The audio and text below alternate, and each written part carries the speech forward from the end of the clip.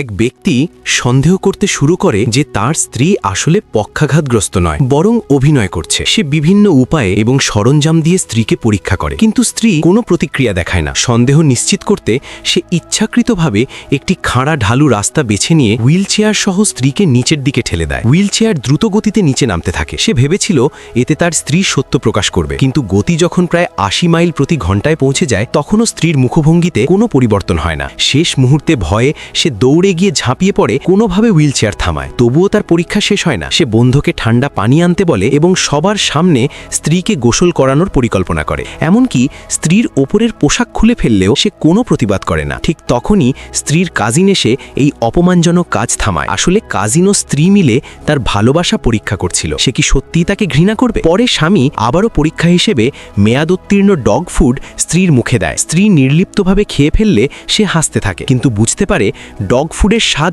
এত খারাপ, তবুও তার স্ত্রী কোনো প্রতিক্রিয়া দিচ্ছে না। তখন তার উপলব্ধি হয় তার স্ত্রী সত্যি পক্ষাঘাতে আক্রান্ত। অতীতের ভুলের প্রায়শ্চিত্ত করতে সে নিষ্ঠার সঙ্গে স্ত্রীর যত্ন নিতে শুরু করে। প্রতিদিন সুস্বাদু খাবার বানায়, যত্ন করে। সবকিছু ঠিকঠাক চলছিল। হঠাৎ তার প্রাক্তন প্রেমিকা ফিরে আসে। দ্বিধায় পড়ে সে স্ত্রীকে সমুদ্রের ধারে নিয়ে গিয়ে জানায় সে হয়তো প্রাক্তনের কাছে ফিরে যাবে এবং চলে যায়। স্ত্রী পুরনো সুখস্মৃতি মনে করে আর ভালোবাসার পরীক্ষা নিতে চায় না। হঠাৎ দাঁড়িয়ে তার পেছনে দৌড়ায়, কিন্তু তাকে খুঁজে পায় না। ঠিক যখন ভাবে সে সত্যিই একা হয়ে গেছে, তখন স্বামী হাসি মুখে সামনে আসে। এটাও ছিল তার আরেকটি পরীক্ষা। সে কখনোই তাকে ছাড়তে চায়নি। অবশেষে দুজন আবার একত্রিত হয় এবং সুখে শান্তিতে জীবন কাটাতে থাকে।